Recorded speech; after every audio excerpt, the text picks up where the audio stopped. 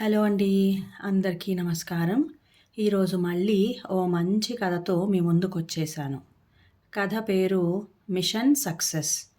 ఈ కథను రచించిన వారు కర్రా నాగలక్ష్మి గారు. ఇంకా కథ మొదలుపెట్టేస్తున్నానండి. వెళ్ళిన పని ఏమైంది? కాయా పండా? ఫోన్లో వినిపిస్తున్న భర్త ప్రశ్నకు ఏం సమాధానం చెప్పాలో తెలీక మౌనం వహించింది సుజాత. నువ్వు నీళ్లు నములుతూ కూర్చుంటే ఇక్కడ నాకు ఫోను బిల్లు వాచిపోతుంది. అసలు అక్కడికి ఎందుకు వెళ్ళావో గుర్తుందా? తొందరగా ఏదో ఒకటి తేల్చి కొంప చేరు. చెయ్యి కాల్చుకోలేక చస్తున్నాను. కోపంతో మండిపడుతున్న భర్తకి ఏం చెప్పాలో అర్థం కాలేదు. ఇంకా జాప్యం చేస్తే ఇంకెన్ని మంగళహారతులు వినాల్సి వస్తుందో అనే భయంతో ఇద్దరూ చాలా బిజీగా ఉంటున్నారు. మాట్లాడడమే కుదరట్లేదు. మెల్లగా అంది. మీనమేషాలు లెక్క పెట్టకు. రాత్రికి ఇద్దరూ కొంపజేరగానే అమీతుమీ తేల్చేసిరా. శుభంగాడు స్కూల్కి వెళ్తున్నాడా? నువ్వైనా వాడితో తెలుగులో మాట్లాడు. అక్షరాలు దిద్దించు. ఇవాళే వాళ్లతో మాట్లాడు. ఓకే, ఇక ఉంటాను. ఫోన్ డిస్కనెక్ట్ చేసిన శబ్దానికి ఉలిక్కిపడి ఈ లోకంలోకి వచ్చింది సుజాత. ఏమిటో ఈ కాలం పిల్లలు పెద్ద పెద్ద చదువులు చదివి పెద్ద పదవులలో రాణిస్తున్నారు. కానీ జీవితంలో ఓడిపోతున్నారు. కారణాలు వెతికితే ఏమీ కనిపించడం లేదు. పైగా వారి దగ్గర చూపే ఓర్పు జీవిత భాగస్వామి దగ్గర చూపలేకపోవడం, తాను పట్టిన కుందేలుకు మూడే కాళ్ళు అన్నట్లు ప్రవర్తించడం చూస్తే వీళ్ళకింకా మెచ్యూరిటీ రాలేదనిపిస్తుంది. అసలు వీళ్ళకి ఎప్పటికైనా మెచ్యూరిటీ వస్తుందా? ఇంట్లో వాళ్ళ మాట వినాలని కానీ అర్థం చేసుకోవాలని కానీ తెలీదా? 30 ఏళ్ల మురిపెమైన ఉద్యోగానికిచ్చే ప్రాధాన్యత చేజారితే పొందలేని జీవితానికి ఇవ్వటం లేదు. ఎందుచేతనో ఆలోచనల్లో 6 నెలల వెనక్కి వెళ్ళింది సుజాత. కొడుకు దగ్గర నుంచి వచ్చిన వాట్సాప్ కాల్ కాళ్ల కింద చోళ్లు పోసింది. ఒంట్లో నెత్తురు ఆవిరైన భావన. నోట్లోంచి మాట రాలేదు. స్పీకర్లోంచి కొడుకు మాటలు విన్న భర్తది అదే పరిస్థితి. ఇదేమిట్రా ఈ నిర్ణయం? ఇద్దరూ ప్రేమించే కదా పెళ్లి చేసుకున్నారు. మరిప్పుడు ఇదేంటిలా? తడబడుతూ ప్రశ్నించింది సుజాత. కొడుకు దగ్గర నుంచి సమాధానం రాకపోయేసరికి, అది కాదురా, ఇదేం బొమ్మల పెళ్లి కాదుగా. కావాలనుకున్నప్పుడు బొమ్మలకు దండలు వేసి, అక్కర్లేదనుకుంటే బొమ్మలను తీసుకెళ్ళిపోవడానికి పెళ్ళి. ముగ్గురి బతుకులు ముడిపడి ఉన్న జీవితం అంది సుజాత. మాకు ఈ డైలాగులు తెలుసు. మేము సినిమాలు చూస్తాం. మాకు చెప్పలేదేమని అనకుండా ఉండేందుకు ముందుగా మీకు చెప్పాం అంతే. కొడుకు గొంతులో చిన్నప్పటి మొండితనం వినిపించింది సుజాతకి. ఓహో, మాకు తెలియజేస్తున్నామన్నమాట. సరే, మరి శుభంగాడి గురించి ఏం ఆలోచించారు? మీ అత్తగారికి ఈ విషయం తెలుసా? ఆలోచించడానికి ఏముందమ్మా? వర్ష ఇష్టం. తనకి ఎలా కావాలంటే అలా చేసుకొని తన వాళ్ళకి తను చెప్పుకుంటుందిలే. ఇదేం ప్రపంచంలో 10వ వింత కాదు. అందరూ చేస్తున్నదే మేము చేస్తున్నాం. Okay, bye. ఎంత సులువుగా చెప్పాడో. ఆ పాటి సమన్వయం ఇద్దరిలో ఏ ఒక్కరికైనా ఉన్నా ఇప్పుడు ఈ పరిస్థితి ఎందుకొస్తుంది? ఈ కాలం పిల్లలకి అంతా తొందరే. ఏమైనా అంటే డిజిటల్ యుగం, ఫాస్ట్గా లేకపోతే ఎలా అని సమాధానం. ఏమిటి నీ కొడుకు వాగుతున్నాడు? మన ఇంటా వంట ఉందా ఇది? రేపు నలుగురిలో తల ఎత్తుకు తిరగాల వద్దా? లవ్వు గివ్వు అని తమిళ పిల్లని తెచ్చి నెత్తిన పెట్టాడు. వద్దురా మనకి ఇలాంటివి అని చెప్పడం పోయి, కాలం మారిందండి, పెళ్ళిళ్ళు వాళ్ళ ఇష్టప్రకారమే జరగాలి అని తందాన వాడావు. ఇప్పుడు విడాకులు అంటున్నాడు. వెళ్ళి తాళం వెయ్యి అని కోపంతో ఊగిపోతున్న భర్తని సముదాయించలేక మౌనం వహించింది సుజాత. శాంతంగా ఆలోచించి పరిష్కరించవలసిన సమస్య కానీ ఇలా అరుచుకుంటే లాభం లేదని తెలిసిన సుజాత ముందుగా వియ్యాల వారితో మాట్లాడి వారి అభిప్రాయం కూడా తెలుసుకుందామని ఫోను చేతిలోకి తీసింది. నెంబర్ నొక్కక ముందే వియ్యంకుడి నెంబరు ఫ్లాష్ అవుతూ రింగ్ అయ్యింది మొబైల్లో. ఓ మారు కలిసి మాట్లాడుకుందామని నిర్ణయించుకున్నారు. ఈ లోపున సుజాత కోడలికి ఫోన్ చేసింది. ఎన్నో రకాలుగా అడిగినా సారీ అత్తమ్మ, రోజూ గొడవలు పడుతూ ఎడమొహం పెడమొహంగా ఉండే బదులు విడిపోతేనే మంచిదనే నిర్ణయానికి వచ్చాం అంటుందే తప్ప మరో మాట లేదు. కొడుకును కదిపితే తనే విడిపోదామంది. అలా అన్న తరువాత ఇంకేం మిగిలింది? నేను సరే అన్నాను అంటాడు తప్ప మరో మాట లేదు. వియ్యంకుడికి 50 ఏళ్లకి లేక లేక పుట్టిన ఒక్కగానొక్క కూతురు. ఈ వయసులో ఇలాంటి వార్త వారి ఆరోగ్యాల మీద దెబ్బగొట్టింది. మనోవ్యాధికి మందేది? ఆరోగ్యరీత్యా కదలలేని పరిస్థితి వాళ్ళది. ఉద్యోగ బాధ్యతలతో కదల్లేని పరిస్థితి భర్తది. అయినా ఇలాంటి సున్నితమైన విషయాలలో భర్త తలదూర్చకపోతేనే మేలు అనుకుని 10 ఏళ్లకి వీసా ఉన్న సుజాత 11వ రోజున అమెరికా చేరుకుంది. అప్పట్నుంచి తీరుబాటుగా కూర్చుని పిల్లలతో మాట్లాడాలని చూస్తోంది. పిల్లలు దానికి అవకాశం ఇవ్వకుండా తప్పించుకుంటున్నారు. ఆఖరికి భర్త చెప్పినట్లు 6 నెలలు ఉత్తినే గడిచిపోతాయా? అసలు వాళ్ళు తనని మాట్లాడనిస్తారా? అన్నీ ప్రశ్నలే. సమాధానాలు ఎప్పటికి దొరుకుతాయో? నాన్నమ్మ ఎక్కడున్నావ్? నిన్న నువ్వు నేర్పిన మృత్యుంజయ మహామంత్రం నాకొచ్చేసిందిగా, విను. ప్రాంప్టింగ్ లేకుండా చెప్తే 5 క్రెడిట్స్ వస్తాయిగా. స్కూల్ యూనిఫామ్లో పరిగెత్తుకు వచ్చాడు శుభం. ఉండు, నాన్నకి హగ్ కిస్ ఇచ్చేసి వస్తా అంటూ తండ్రి గదివైపు పరిగెత్తాడు. వాడికి ఇంగ్లీష్ తప్ప మరే భాష రాదు. అందుకే వాడితో అందరూ ఇంగ్లీష్లోనే మాట్లాడాలి. అమ్మా నాన్నల ముద్దు మురిపాలతో పెరిగినవాడు. వీక్ డేస్లో అమ్మ దగ్గర, వీకెండ్స్లో నాన్న దగ్గర ఉండాలని తెలిస్తే ఏమవుతాడో పాపం. వాడి భవిష్యత్ ఏంటి? తల్లిదండ్రుల ప్రేమకు దూరమైన పిల్లల్లా వాడు సంఘ విద్రోహిగా మారతాడా? తలుచుకుంటేనే దడబుట్టించే ప్రశ్నలు కలవరపరచసాగాయి. ఆలోచనలకు స్వస్తి చెప్పి వాడి ఆటపాటలలో మునిగిపోయింది సుజాత. ఆ సమాధానం దొరికే సమయం అతి తొందరలోనే రాబోతోందని అప్పటికి సుజాతకి తెలీదు.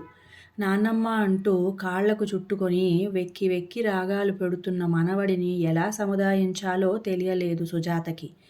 ఏమైందమ్మా? స్కూల్లో దెబ్బ తగిలిందా? చూపించు, మంత్రం వేసేస్తా, నొప్పి ఉండదు. నో నో, నాకేం కాలేదు. మరి ఎందుకు ఏడుస్తున్నావు? నీకు తెలుసుగా, నువ్వేడిస్తే నాకు ఏడుపొస్తుందని. మాట పూర్తి కాకముందే సుజాత కళ్ళల్లో నీళ్ళొచ్చాయి. ఏడవకు నానమ్మ, నేనేడవన్లే. మరే నా ఫ్రెండు మ్యాక్స్ తెలుసుగా? తెలుసు. వాళ్ళ మమ్మీ డాడీ డైవోర్స్ తీసుకున్నారు కదా. వీక్ డేస్లో మమ్మీ దగ్గర, వీకెండ్స్లో డాడీ దగ్గర ఉండేవాడు. ఇప్పుడేమో డాడీకి గర్ల్ ఫ్రెండు, మమ్మీకి బాయ్ ఫ్రెండ్ వచ్చారు. డాడీ ఏమో వీకెండ్స్కి తీసుకువెళ్ళడం మానేశాడు. మమ్మీ ఏమో వీడిని బాగా పనిష్ చేస్తోంది. మమ్మీ బాయ్ ఫ్రెండ్ కూడా వీడిని బాగా పనిష్ చేస్తున్నాడట. మ్యాక్స్ని వెల్ఫేర్ సెంటర్లో చేరుస్తారట. అక్కడ మమ్మీ డాడీ లేని పిల్లలని చేరుస్తారట. వాడు చాలా దిగులుగా ఉన్నాడు నానమ్మ. తిరిగి వెక్కి వెక్కి ఏడవసాగాడు. వాడిని ఎలా ఓదార్చాలో తెలియలేదు సుజాతకి. అయినా వాడి దుఃఖం చూడలేని సుజాత, ఏడవకు నాన్న, మ్యాక్స్ వెళ్ళిపోతే మరో ఫ్రెండు దొరుకుతాడులే. వెల్ఫేర్ సెంటర్లో పిల్లలని బాగా చూసుకుంటారమ్మా. అక్కడెవరూ పిల్లల్ని కొట్టరు. మంచి స్కూల్స్లో చదివిస్తారు. నువ్వేం మ్యాక్స్ గురించి బెంగ పెట్టుకోకు అంటూ వాడి వెన్ను నిమరసాగింది.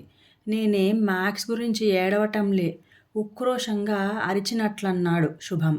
మరి అయోమయంగా అంది సుజాత. నీకు తెలుసా నాన్నమ్మ, మమ్మీ డాడీ కూడా డైవోర్స్ తీసుకునేటట్టున్నారు. నానమ్మ వైపు చూస్తూ అన్నాడు శుభం. చచ, అలాంటిదేమీ లేదమ్మా. నీకు తెలీదు నాన్నమ్మ. లాస్ట్ జనవరి నుంచి వాళ్ళిద్దరూ వేరే వేరే రూమ్స్లో పడుకుంటున్నారు. రోజు గట్టిగా అరుచుకుంటున్నారు కూడా. మ్యాక్స్ మమ్మీ డాడీ కూడా డైవోర్స్కి ముందు ఇలాగే చేసేవారట. నాకు తెలుసు, వీళ్ళు కూడా డైవోర్స్ తీసుకుంటారు బావురుమన్నాడు శుభం. మనవడిని నిద్రపుచ్చుతున్న సుజాతలో ఎన్నో ఆలోచనలు. పసివాడు ఎంత వేదన పడుతున్నాడు. పిల్లాడి బాధ చూస్తూ కూడా తల్లిగా తన కొడుక్కి మంచి చెడు చెప్పకపోతే తన పెద్దతనం ఎందుకు? దొంగలు తోలడానికా? అవును, చెప్పాలి. విని ఆచరిస్తే మంచిదే, లేకపోతే వాళ్ళ కర్మ. నిద్రలో కూడా వెక్కిళ్ళు పెడుతున్న శుభానికి దుప్పటి సరిచేసి హాలులోకి వచ్చింది. నిశ్శబ్దంగా డిన్నర్ చేస్తున్న కొడుకుని కోడలిని చూస్తూ, నేను మీతో మాట్లాడాలనుకుంటున్నాను అంది సుజాత. మాట్లాడ్డానికి ఏమీ లేదమ్మా అంటున్న కొడుకుని ఆపి, అదే మీ చదువుకున్న వాళ్లతో ఉన్న సమస్య అంది. మాట్లాడాలనుకుంటే మాట్లాడు, కానీ ఫలితం ఉండదు. మనం చేసే ప్రతి పనిలోనూ లాభం ఉండాలనుకుంటే జీవితం వ్యాపారమవుతోంది. సినిమా డైలాగ్స్ చెబుతున్నావా అమ్మా? సినిమాలు జీవితాల్లోంచే వస్తాయిరా. ఇన్నేళ్ల మీ ప్రేమ, 10 ఏళ్ల మీ వైవాహిక జీవితం ఇలా ఎందుకయింది నాన్న? ఒక్కసారి ఒకరినొకరు నిందించుకోకుండా ఆలోచించుకోండి. మీరు ఆనందంగా గడిపిన సమయాలు అస్సలు లేవా? ఇద్దరూ ఇలా పిల్లి కుక్కల్లా పోట్లాడుకోవడానికి కారణాలేమిటి? ఒకరి మీద ఒకరికి ఇష్టం పోయిందా, లేక మరెవరి ఆకర్షణలైనా పడ్డారా?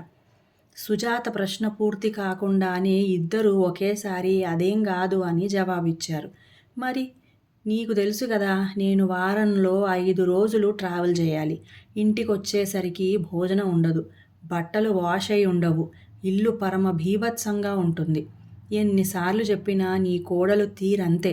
రాను రాను నువ్వే చేసుకోవచ్చు కదా నన్ననకపోతే అంటుంది. 4 గంటలు ఫ్లైట్లు ప్రయాణం చేసి ఒళ్ళు అలసిపోయి వస్తే సరైన తిండి కూడా లేకపోతే ఇక నాకు పెళ్ళెందుకు? నా లైఫ్కి బ్యాచిలర్ లైఫ్కి తేడా ఏమిటి? రోజు నీ నస భరించలేను, వేరే మార్గం చూడు అంది. వేరే మార్గం అంటే విడిపోవడమా అన్నాను. రోజూ తిట్టుకుంటూ కలిసుండే బదులు విడిపోవడమే మేలు అంది. సరే అని విడాకులకు ఏర్పాట్లు చేస్తున్నా అన్న కొడుక్కు మాటలలో మొత్తం సమస్య అర్థమైంది సుజాతకి. సరే, నీ వైపు సమస్యను కూడా చెప్పమ్మా. నీకు తెలుసా మీ అమ్మా నాన్న మీ తొందరపాటు నిర్ణయానికి ఎంత బాధపడుతున్నారో కోడలితో అంది సుజాత. ఆయన వైపు నుంచి ఆయన చెప్పారు కదా అత్తమ్మ. ఇక నా వైపు నుంచి అంటే నాది వర్క్ ఫ్రమ్ హోమ్. వంట మాట దేవుడెరుగు గాని మంచినీళ్ళు తాగడానికి కూడా సమయం ఉండదు. మీరు చూస్తూనే ఉన్నారు గదా, ఏ పాటి సమయం చిక్కినా శుభం గాడి ఫుడ్ ప్రిపేర్ చేయడం, వాడి బట్టలు వాష్ చేయడంతోనే సరిపోతుంది నాకు. మరి వరుణ్ బట్టలు నావి వెనకబడతాయి. శుభం స్కూలు 40 మైళ్ళ దూరం. రోజు వాడిని దింపాలి, తేవాలి అంటే సుమారు 40, 80 మైళ్ళ ప్రయాణం. అదీగాక వాడిని స్విమ్మింగుకి, సాకర్ క్లాసులకు తీసుకువెళ్ళాలి. వీకెండ్స్లో చిన్మయ మిషన్ క్లాసెస్కి తీసుకెళ్ళాలి. నాది శరీరమే, నాకు రెస్ట్ కావాలి. నీ బట్టలైనా మిషన్లో వేసుకోవచ్చుగా అంటే నాకు టైం లేదంటాడు వరుణ్. వీక్ డేస్లో ఎలాగూ ట్రావెల్లో ఉంటాడు కాబట్టి కనీసం వీకెండ్ క్లాసుల కన్నా శుభాన్ని వరుణ్ తీసుకువెళితే నాకు బట్టలు వాష్ చేసుకోవడానికి, డిష్ వాషర్ లోడ్ చేసుకోవడానికి వీలవుతుంది కదా. వర్ష తన ఇబ్బందులను చెప్పుకుపోతోంది.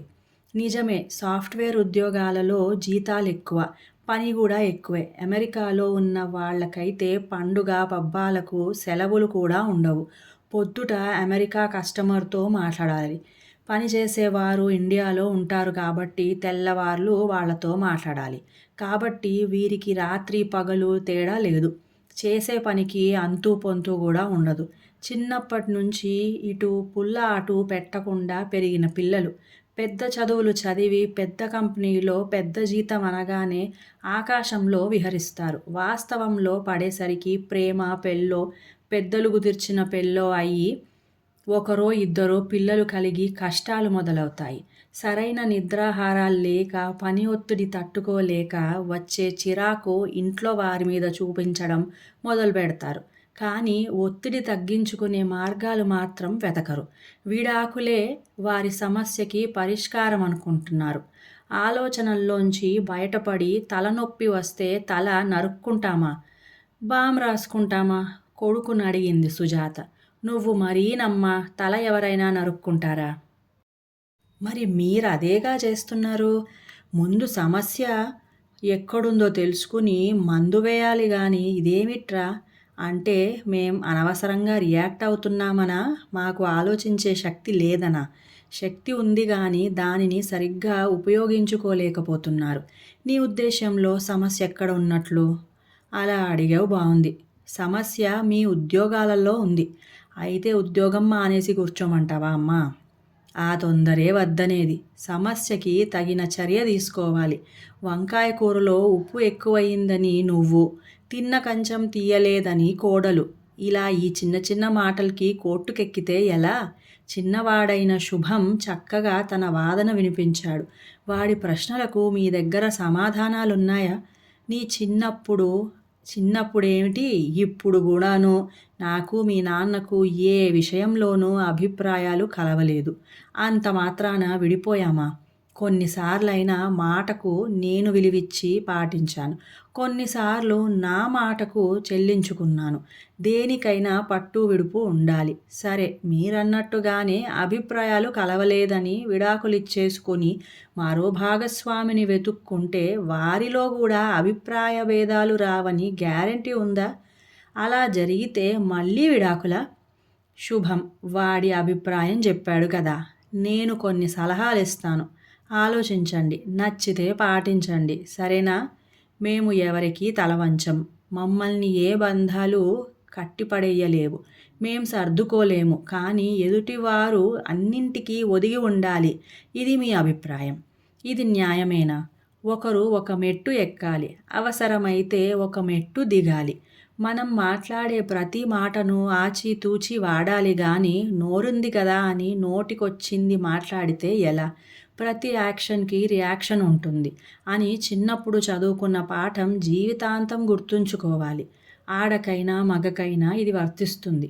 ఒకటి చెప్పండి, మీ బాస్తో అభిప్రాయ భేదం వస్తే ఏం చేస్తున్నారు? సర్దుకుపోతున్నారా లేదా మాటకు మాట అని దెబ్బలాడుతున్నారా? మాటకు మాట అంటే వెంటనే ఫైరే. కస్టమర్తోనో ఇంకా జాగ్రత్తగా ఉంటాం. మీ సబార్డినేట్స్తోనూ చాలా జాగ్రత్తగా మంచిగా మాట్లాడి పని చేయించుకుంటారు అవునా? మరి మీ ఇద్దరూ మాట్లాడుకునేటప్పుడు మాత్రం సామరస్యం ఎందుకు లోపిస్తోంది? మా కాలంలో ఆఫీసులలో పని కాబట్టి మేం ఆఫీసుని గుమ్మం బయటే విడిచి ఇంట్లోకి వచ్చేవాళ్ళం. ఇప్పుడు మీకు ఇల్లే ఆఫీసు కాబట్టి మీ ల్యాప్టాప్ మూసేయగానే మీ లైఫ్ మొదలవుతుంది. మీరు చేసే ఉద్యోగం 30 ఏళ్ళు మాత్రమే, అది గుర్తుంచుకోవాలి. మిమ్మల్ని గమనించిన తరువాత నాకు బోధపడింది ఏమిటంటే, ఇంటి పనులు నేనెందుకు చెయ్యాలి? మగవాడిని అనే అహంకారం నీది. నీతో సమానంగా ఉద్యోగం చేస్తున్నప్పుడు అన్నీ నేనెందుకు చెయ్యాలి అనేది వర్ష అభిప్రాయం. మొత్తం మీ సమస్యలకు ఇదే కారణం.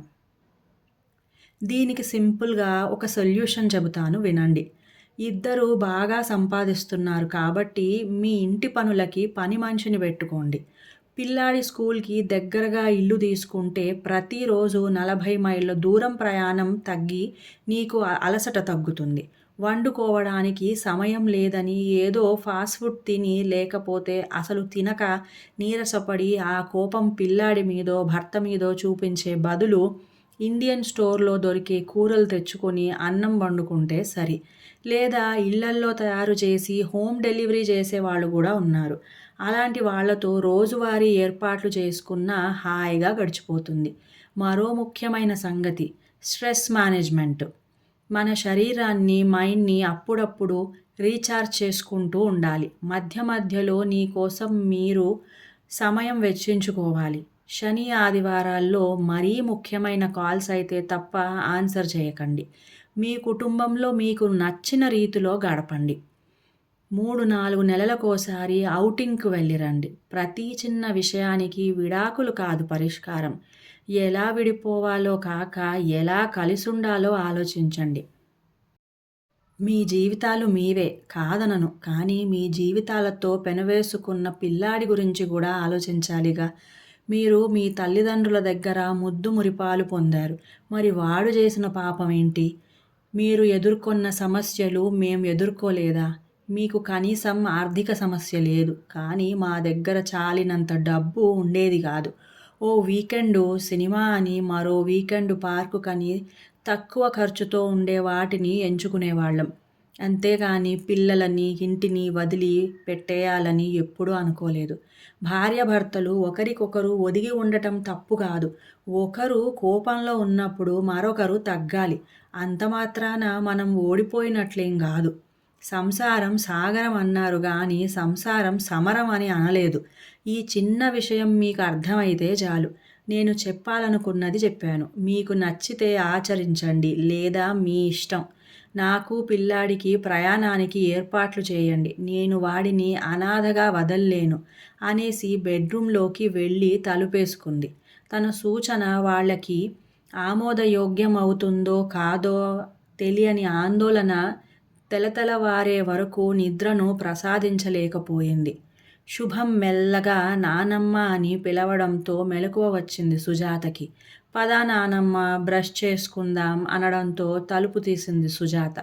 సర్ప్రైజ్ సర్ప్రైజ్ శుభం అంటున్న అమ్మా నాన్నలని నమ్మలేనట్లు చూశాడు శుభం. ఇల్లంతా అలంకరించిన కొవ్వొత్తులని, డైనింగ్ టేబుల్ పైన పెట్టిన పువ్వులను, కేక్ని చూసి wow, I love you mummy daddy, నానమ్మ, ద ఫ్యామిలీ హగ్ టైమ్ అంటున్న శుభం మొహంలో కోటి చంద్రుల కాంతిని చూసింది సుజాత. 1 సెకండ్ అని మిషన్ సక్సెస్ అని భర్తకి వాట్సాప్లో మెసేజ్ పెట్టి పరుగున వచ్చింది సుజాత. ఇంకా కథ సమాప్తం. ఈ కథ మీకు నచ్చినట్లయితే ప్లీజ్ లైక్ చేయండి, షేర్ చేయండి, సబ్స్క్రైబ్ చేసుకోండి, మంచి కామెంట్ కూడా పెట్టండి. అలాగే నా సంగీతం ఛానల్ సాగరిక సంగీత మండలి ఛానల్ని కూడా సబ్స్క్రైబ్ చేసుకోండి. మంచి భక్తిరసమైన పాటలు వినండి. ఇంకా సెలవు.